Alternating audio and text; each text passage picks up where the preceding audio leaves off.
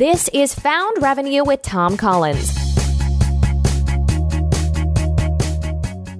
Hey everybody, it's Tom Collins. Welcome to the Found Revenue podcast, and I'm excited to have you here.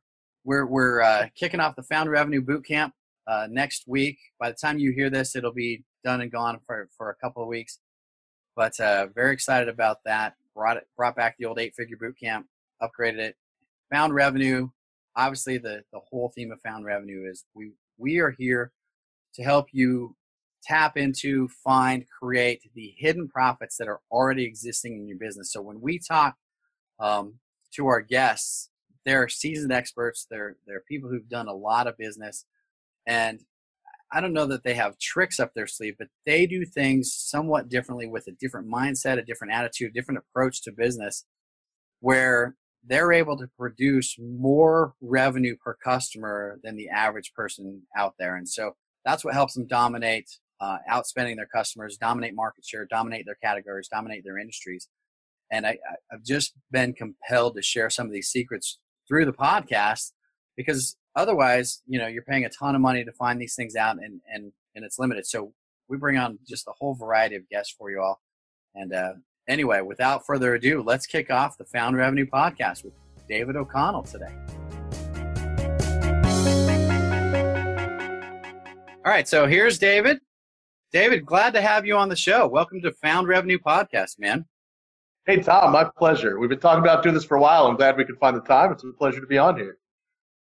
Oh man, we're gonna have some fun today, you guys. David's one of those guys that more of his friends and family have persuaded him to be on social media. So he's not somebody who spends a ton of time here, but this is gonna be awesome. He's like a snow leopard. He's one of those things that you've heard of, you've seen pictures of, maybe on National Geographic, but he's the real deal, and he's been in some rare air. So, David, the Found Revenue podcast, we want to share some just awesome stuff with people. And one of the things that I found is, or that I guess has always been important to me, was when I was up and coming and I was trying to figure out life and trying to figure out, what's the next clue to success for me so I can move into the world that I want to. We have a lot of listeners that are looking for those kinds of clues. And you're now one of those guys who's, you're an astronaut. You've been to the moon and back business-wise and done some great things. So looking back, is there a childhood experience? Is there something when you were younger that kind of made you go this way, or gave you an indication, or that, was helpful for you on your path? Sure. I think that when I was very young, I kind of always had an aspiration to be an entrepreneur. And there was a specific thing that happened that really led to that for me, and kind of led for me to see that as being a very normal part of life, which I don't think a lot of people necessarily think of it. But basically what happened was, when my mother was pregnant with me, she started her first business. And so I kind of grew up like being able to spend lots of time at the office and sitting behind the desk. And like, for some reason, I thought it was super cool to sit behind the desk and play with office supplies and stuff like that. But I kind of just grew up with this notion that owning a business was a very attainable and very normal part of life.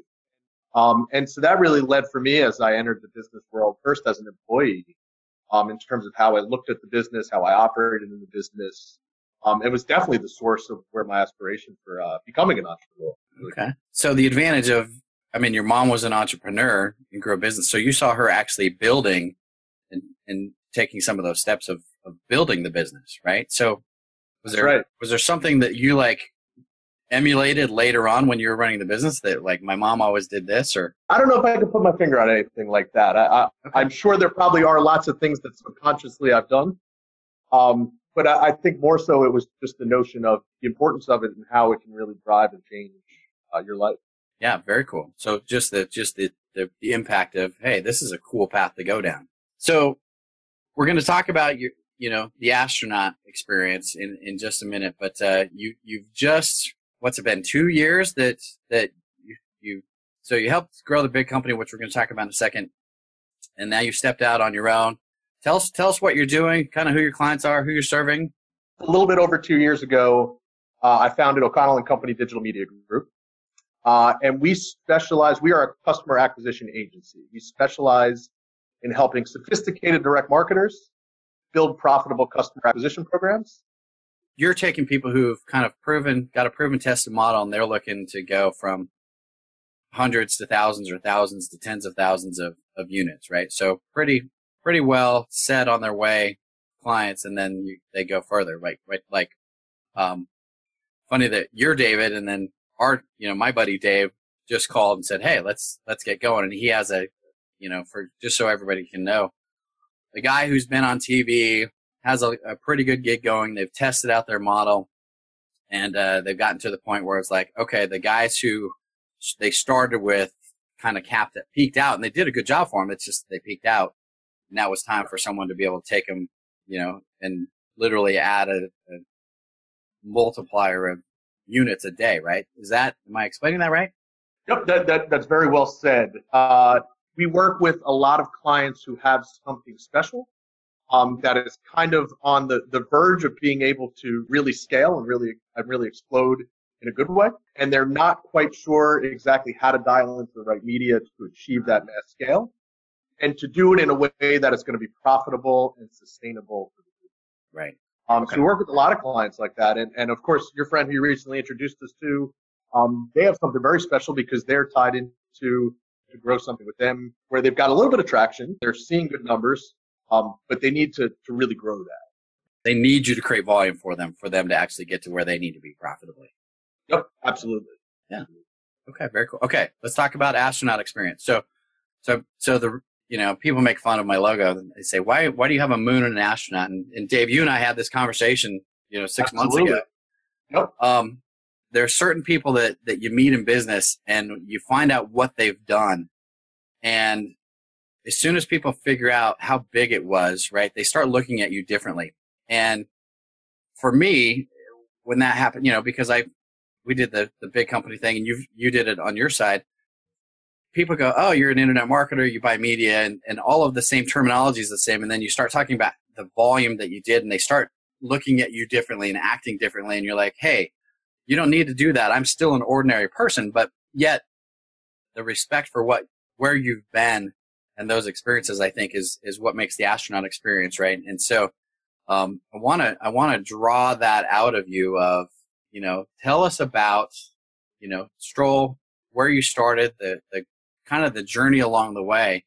And I think we're going to talk about some of the things that made a difference for you guys that make a difference for your clients now, that if somebody's doing this for themselves and they're hitting the ceiling or they're needing some breakthroughs, that these are going to be kind of the success clues. And I think I'm very excited to have you share this. I've been pretty excited for a long time, actually, for you to share this. So let's talk about, how'd you get started with Stroll? Who would, tell us a little about who they were and Sure. Kind of give us the Stroll story is quite exciting because it was a company that we were able to successfully grow to an $80 million a year business. Yeah, some guys out of college. Yeah, that's right. That was right out of college. I actually joined that company while I was in college, and I'll talk a little bit about what that was like. And Dan, who was the founder of the company, had actually started that company when he was in college.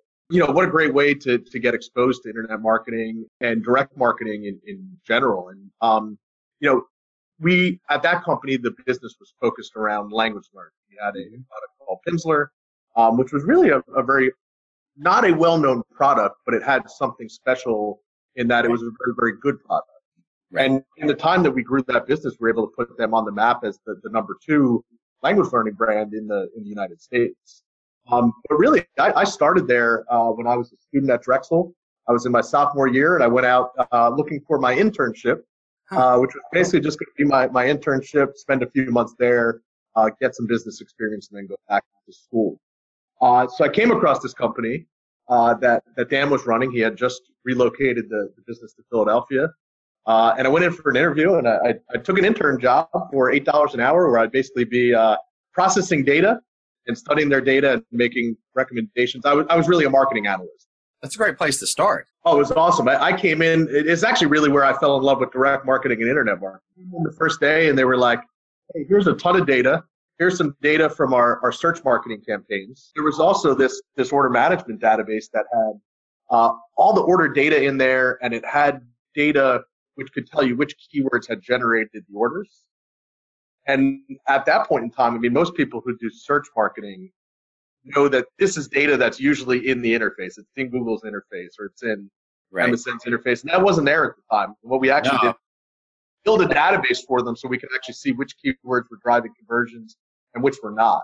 That's what I was going to say, is to put that data together back then, there was a lot of manual labor involved, right? That wasn't in anybody's, analytics like you get them today were not available, right? So, I mean, that must have been pretty laborious for you guys. Absolutely. And that's really what created the opportunity for me, right? They needed an intern to do all the laborious labor. So I did, and I spent, weeks putting that data together. And when I finished, we could see these keywords work and they get us customers at a price we can afford, and these keywords don't. And then the next thing we did there was cut a bunch of keywords and ramp up the budget on a bunch of other keywords. And I kind of stepped back and looked, and I was like, man, we saw exactly what was going on there. We made those changes, and then boom, all of a sudden I can see sales. And that for me, I was like, this is the place to be. It's like, I really fell in love with direct marketing at that point in time. Oh, that's awesome, man. I love what you just said, and I want to emphasize it. So the idea of running a campaign, basically throwing mud on the wall and then going, okay, what didn't work? Cut that, and then take all the budget that you spent on those, quote, wasted words where a lot of people feel like a failure, and then doubling down on what did work, right? And ramping those up. And there's some, people who know what they're doing do this a lot, but it's rarely shared that that's actually a technique that, hey, yeah, we're going to test and then we're going to cut and cull and we're going to, develop this, what's working for your creative or for your ad type of stuff, right? So, okay, so absolutely, and that's been the process on every campaign I've ever worked on, whether it's a $10,000, $100,000, or a multi-million-dollar campaign. You've always got to start with the trial and error. Yeah, you were an analyst. Where did you go next? I was an analyst for a while, and then eventually I moved into my internship ended, and I moved into a manager role, a marketing manager role. I went back to school and finished my degree, so I was kind of juggling, a 20, 30 hour a week job, going through a full schedule with school. It was great. I mean, during that time, I remember just thinking, man, it's like, going into the office and being in business is like so much more exciting than being in class. I was building strategy and building media plans and executing media plans to actually start bringing the company forward. And we expanded basically one channel at a time. We got really good at search marketing. Then we got really good at email marketing. And then from there, we got really good at display marketing. And it was like a really small team where there was like 4 of us in the office to over time building that up to a 100-person company. That's a huge difference in experience, isn't it? A few guys sitting around or, people, men and women, hanging out, doing their thing to now you're managing a lot of teams and things like that. How do you like that? Do you like the big team thing, or do you like the small setting? What's your preference? I loved my time at Stroll because every single year there was different. We grew so quickly and the team was changing so quickly that it was never like I walked in one day and it was just like the last. Every year was a totally different experience and it really felt like a different company. I mean, sure, a lot of our things like our core values stayed the same and stayed steady over time. But it was very different every year. And I've found that there's pros and cons at every single level, right? It's like, when you're the only guy and you have a very small team, there's more work that everybody can do, and that's really a struggle. Then on the other hand, when you have a 100-person team, you spend a whole lot more time trying to get communication right and get everybody on the same page than actually executing. Right. I feel like the sweet spot is somewhere in between there. At the agency, we have a team of about 5 people, and I think that works great. And kind of how we change and grow from there, I think really depends on how the business plan grows and how the clients we serve. Right. Yeah, it's very cool. It's I love the everything, not everything changed, but you kind of lived a new experience every year going through this process, even though you're at the same place doing marketing, really the same product, but all of the channel expansion, those kinds of things. So here's the question. So you guys grew from startup effectively to $80 million. And the question I get all the time, the astronaut question is, so what do you have to do differently to do $80 million that you don't do to do 1 or 5 or 100,000, right? What what's that the razor's edge type activities? What can you name a couple of those? Is there something that like, what do you tell people? I guess you get this question, I'm sure. Yeah, I think I find that the getting there can be in a lot of ways very similar, because every multi-million-dollar campaign starts with a few $1,000s of media for testing. Mm-hmm. And you really have to, no matter how big you want the company to be, you have to start with some small bets. And just like we talked about, you try a few things and you see what works and you see what doesn't. You cut out the losers and you double down on the winners. And it's really that process. And it's that process over and over again. What really starts to change is once it catches fire, right? It's this constant process of trying to align all the conditions perfectly so that you can scale and so that you have the proper economics to scale and do that properly. And once it catches fire, that's where things start to be different. Because then you say, okay, this is working. We're ready for a lot of volume. We're ready to spend a lot of money and drive a lot of customers into the company. Well, at that point, the stakes can really change, number one. Mm-hmm. So you've really got to know you have things dialed in very well. And number two, things just move a lot quicker, which really you can use to your advantage. Mm-hmm. But if you miss a beat, you can really be left behind and miss out on a lot of opportunity. So some of the things that you really have to be on top of, you have to know your numbers really well. More money flowing faster, right? More money flowing more faster. Yep. Okay, so I set you up for this because those are awesome. But here's sure. I want you to share a blow up story with us and how you survived it, right? Like, let me lead you on. Like, you ran a campaign, but you overwhelmed your call center, or the site was down, or you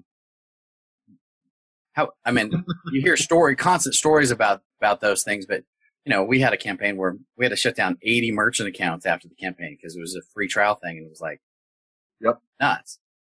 I'm sure you guys dealt with that where you're like, oh crap.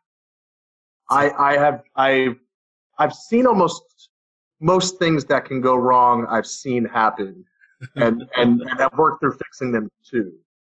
We have scaled up campaigns only to find that there were huge issues with our order management system and nothing is in the database right. And so somebody needs to go through every single record in the database and get those right. Otherwise, those orders won't be fulfilled. Yeah. I've seen campaigns do huge volume where the orders get stored in a database but never go to the fulfillment company. And then the fulfillment company doesn't fill them, and then there's thousands of customer complaints about that company. Mm-hmm. I've definitely seen under forecasting of call center volumes. I've also seen us with campaigns where when call center volumes are well forecasted and you need to grow the call center quickly, where we've grown a call center from about 40 people to 100 people in less than a year, just to accommodate scaling up a campaign. I've also seen campaigns where the analytics can be wrong. And so what look like good decisions are not good decisions. And fortunately, we've been able to catch those things when they've happened very quickly. But, it's a reason why whenever you're running a campaign, especially at scale, you need to have multiple tracking systems. How do you navigate your current clients through those things now, right? I mean, it seems like experience is the best teacher. Now that you've experienced so many of those things, what's the difference with your clients? How do you prepare them for that? Like, Sure.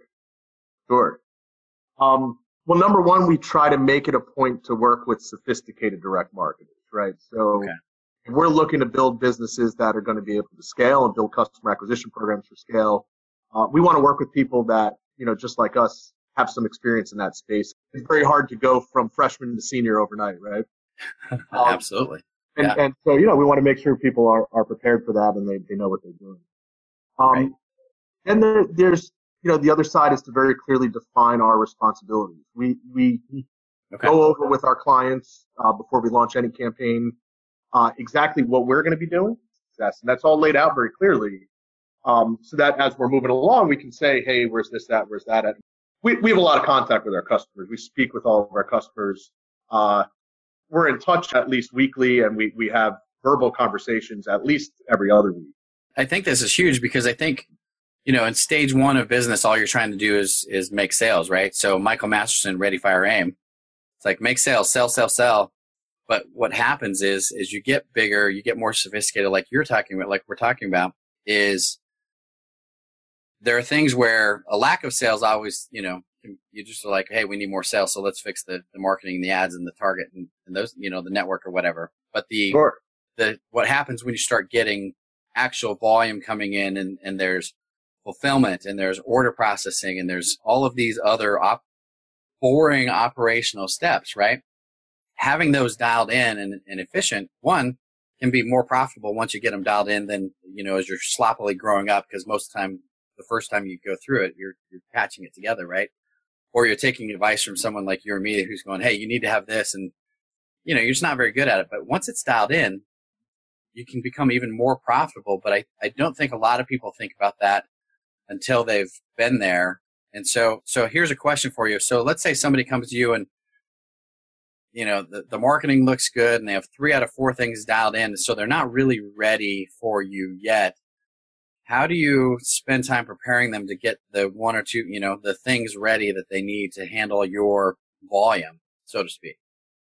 We will start campaigns with clients if we think they can get to moderate volumes to allow them to build up that experience to go big. I certainly don't recommend that anybody does a, $10,000 campaign today, moving to spending, $2 million a month next month.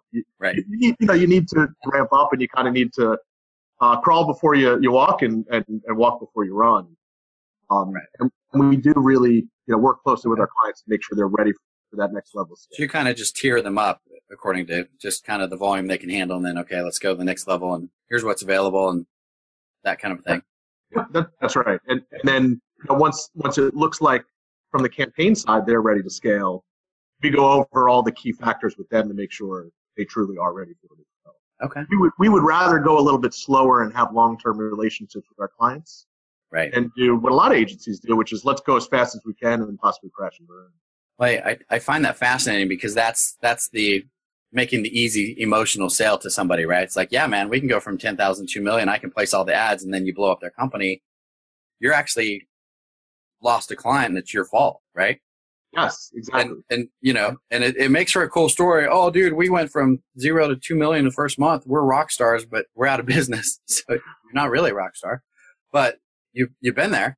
But being able to get to that 2 million a month manageable is a whole different level, or 100,000 a month, depending on where you are, but anyway, I love that because obviously the podcast being Found Revenue, one of the questions I love to ask is, what's the boring way to find revenue in your business? And this is a very boring one. It's actually to have your client mature to a level to where they can handle this growth, so that then you can grow them to a point where it's really, really big and it's really, really profitable. But that takes, it's like you said, it takes time, it takes cultivation. And some of our biggest clients, it took 3 years to get them to the point where then it could, like you said, set on fire. And I love how you say that because, that's when the magic happens, man. So, okay. So we've talked about that. Let's talk about some found revenue. Is there something that like you love to do that is like new to your clients and it helps them add kind of hidden magical profits to their business that either they're not doing until they get to a certain scale, or you just find that they're just not doing, and you go, hey, let's plug this in, and they go, hey, oh, that's awesome. Most businesses are not selling enough to their existing customers. And over and over and over again, I say the best way to grow your customer acquisition is to focus on retaining your customers longer and making them worth more to you. The more you can make your customer worth, the more you can afford to spend to go out and acquire more customers, makes you a more competitive advertiser. And when you go out to the advertising market, you're buying media from, say, you're buying from Facebook or Google or buying anywhere.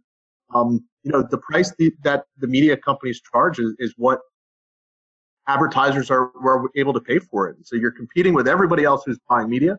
Yeah. And the best companies, the companies who are buying the most media and scaling, they have great customer lifetime values. They're really good at retaining their customers. So I love this because the more they're worth, the more you can spend. And if you can outspend your customers, you can get more market share, and you can actually dominate either a network or a space or even your industry, right? Yep, that's it. Able to outspend your competitors is really the key to maximum scale. Yeah. And so in that, you're doing that, how much emphasis do you put on there's a lifetime, and I get this question a lot, there's a lifetime value, and people go, well, that's over a lifetime. I just need money now so I can buy ads now, right? Which is a little short-sighted, but it's a natural emotion. And so what increments do you measure in terms of how fast the ROI comes back on the ad spend? It's kind of a loaded question because I know you do this, but everybody kind of has their own model, and anyway, I won't tell you what other people say because I want to hear what you have to say.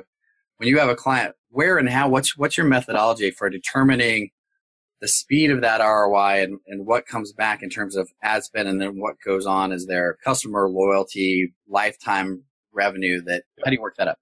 It's a great question. And really the answer is it changes with every single client.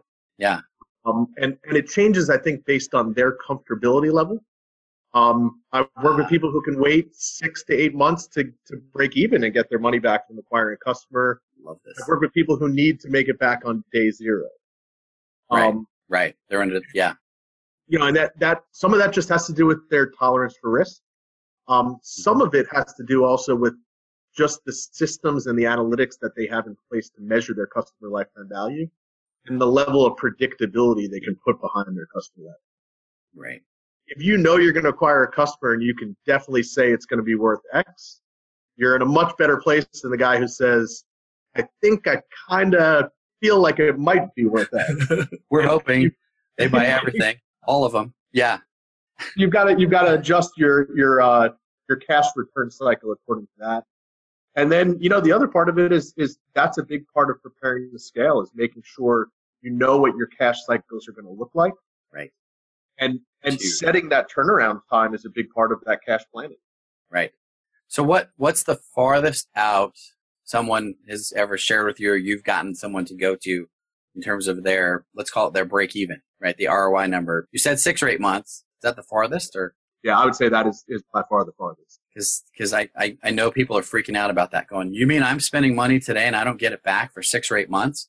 Yeah, it's like putting money in the stock market, right? You put it in, and over the year the interest grows, but your ROI is X on it, right? So there's clearly a significant return for that. We met someone online when we were learning how to do online, and they went out literally 2 years. They said, we spend every dime that we're going to get for 2 years. And they had a predictive model that was insane that started with 7-day return, 15-day return, 30. And I was like, you guys are nuts. But they blew out everyone, and they acquired so much data in sales. It was just incredible. I've never seen anybody go that far out again. So 6 or 8 months is awesome. But, most of the time you hear people going, I need a 7-day or a 30-day type of return. I think it's very telling that the more predictive, and you said a couple things, that the more you can actually predict in a range of behavior, so you can know, one, your source of data, and that's performing at control level or better.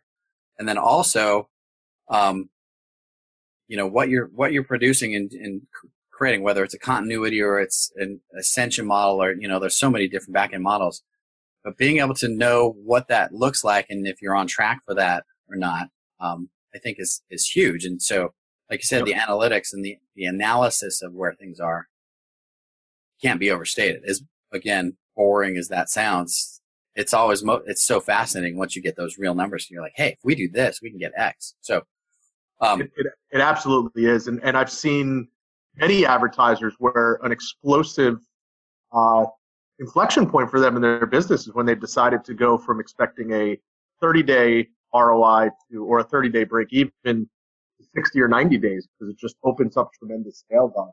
Yeah.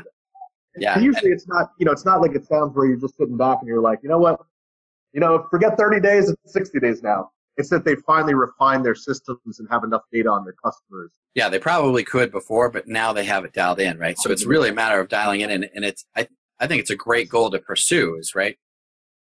How far out can you go before you hit a break even, and then have it all start coming back in, and if you have a long-term monetization process post customer acquisition, right, it just adds more and more to it, right? And then you can pick, okay, let's break even to here, and then everything after that is pure profit. Exactly. And one thing I wanted to clarify too, I think it's a little bit scary, like you said, when you hear 6 to 8 months to get your money back. It's like, oh man, it's just like I'm going to put $1 out and not see it till then. Yeah. And the reality is, that's when you get your full dollar. In between those 6 months, you may get, maybe you get a quarter back in the first couple months. It comes back on a gradual basis. It's not like you've got zero. Right. There's a, whether it's like I said, whether it's, whether you're selling a continuity or you're ascending people, there's multiple sales processes going on over that 6 or 8 months that bring you a little bit more back. So you have, right, like it's the actual cash flow cycle, but there's the full break even and then the ROI. So anyway, deep stuff, but good stuff, right? So, I mean, the sooner you can know this, the better you can literally scale, even if you're spending $50 a day, right? So what we want to do is tell us how we can get in touch with you. One, if we're interested in knowing more, one of the things we will do, and let me say this before we put you on the spot, is we're building the Found Revenue Podcast Facebook group so that we're going to do some extra things. So if you guys have a bunch of questions from this episode or from David that you would love to ask, if you ask him in there, what we can do is we can kind of moderate and say, hey, David, here are people asking questions, and maybe we can schedule a little follow-up, kind of a YouTube or a Facebook Live or something, and answer some of those questions. So that's one thing I think we're going to do. But how can we get in touch with you, man, to do business? Sure. The easiest way to reach me is to go to davidroconnell.com. Okay. So that's David R as in Ryan, OCONNELL.com. All my contact information's on the site, so it's easy to reach out to me from there. If you have questions about my experience or just want to chat, I always love to talk to people in the industry. And also for prospective clients, we offer free campaign analysis. So I'd be happy to speak with anybody who wants to reach out. Very cool. And I'll just second that. David's a cool guy.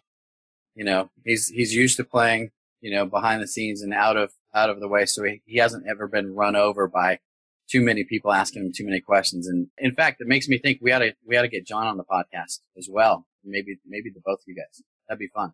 That would be really cool. I think he'd be up for that. Yeah, he's awesome. So anyway, we'll leave that at that. Well, David, thank you. I know we could go all day with this, but anyway, you guys, we wanted to expose some really cool stuff, some of the deep dark secrets of going big.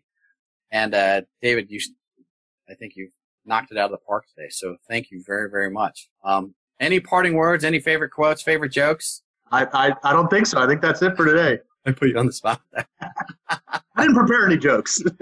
I didn't ask him to prepare jokes. Just to be fair, I threw that one at him cold. So, all righty, man. If you think something, we'll throw it into the group later. But thank you. Sounds good. Always a pleasure, Tom.